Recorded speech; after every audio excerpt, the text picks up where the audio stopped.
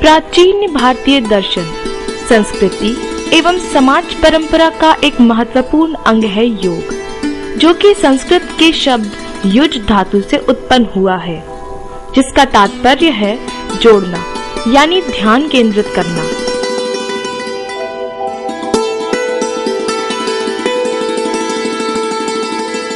शरीर का मस्तिष्क एवं मस्तिष्क का आत्मा से मिलन होना ही योग का प्रमुख उद्देश्य है।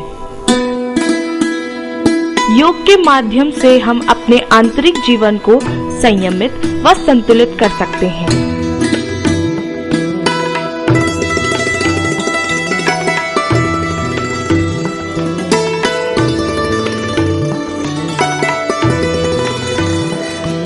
योग आचार्यों ने योग को कई अंगों में विभाजित किया है।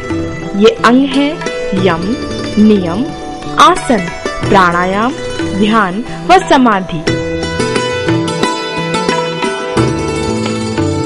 इन अंगों के अतिरिक्त जीवन को संयमित, संतुलित व आरोग्य बनाए रखने का एक सरल साधन आसन भी है। आसन का वर्णन करते हुए महर्षि पतंजलि ने कहा है कि स्थिर सुख आसनम अर्थात निश्चल सुख पूर्वक बैठने का नाम आसन है।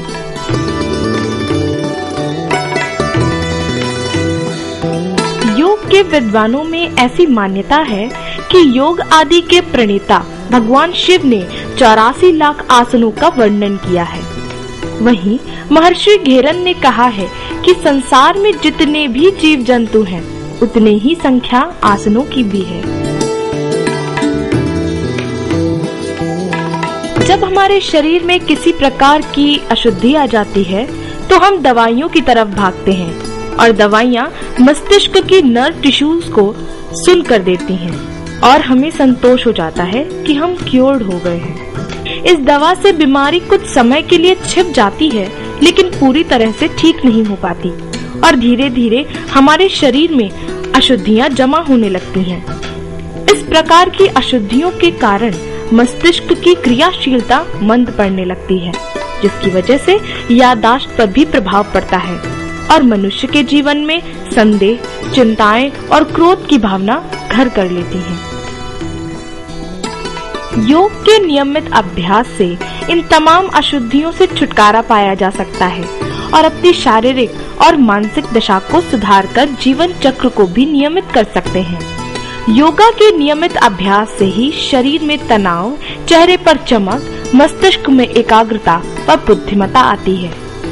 इसके अलावा योगाभ्यास हमारी इंद्रियों पर नियंत्रित करके ध्यान की स्थिति प्रदान करता है। ध्यान से मनोस्थिति में सुधार आता है, जिससे जीवन में नई उपलब्धियां प्राप्त होती हैं। योगा अभ्यास से ही शरीर में लचीलापन आता है, जिससे शरीर सक्रिय रहता है और रक्त संचार सुगमता से होता है। योगासन एक शारीरिक अभ्यास है, जिससे हमारे आंतरिक अंगों का पोषण होता है। फिर भी कुछ लोगों का कहना है कि व्यायाम के तौर पर हमारे पास जिम्नास्टिक, एरोबिक्स व अन्य स्पोर्ट्स उपलब्ध हैं, तो आखिर योगा ही क्यों?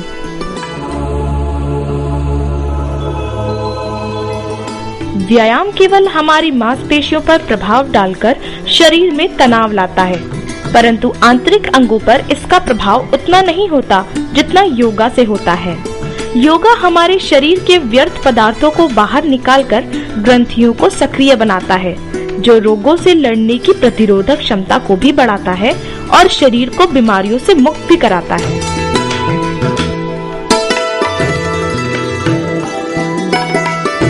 योगासन करने से पहले हमें योग के नियम एवं तकनीक को जानना बहुत जरूरी है। योगाभ्यास एक अहिंसक प्रक्रिया है, जिसे करते समय अपने शरीर में किसी प्रकार का जर्क नहीं लेना चाहिए। अपने अंगों को धीरे धीरे एक निश्चित सीमा तक फैलाना चाहिए। एक आसन करने के पश्चात जब तक आपकी सांस सामान्य न हो जाए, तब तक दूसरा आसन न करें। धीरे धीरे निरंतर अभ्यास से आपके शरीर में एक नई लचक आ जाएगी और कुछ दिनों पश्चात योगासनों पर आपका पूरा नियंत्रण हो जाएगा और आप चुस्त दुरुस्त व तंदुरुस्त नजर आएंगे।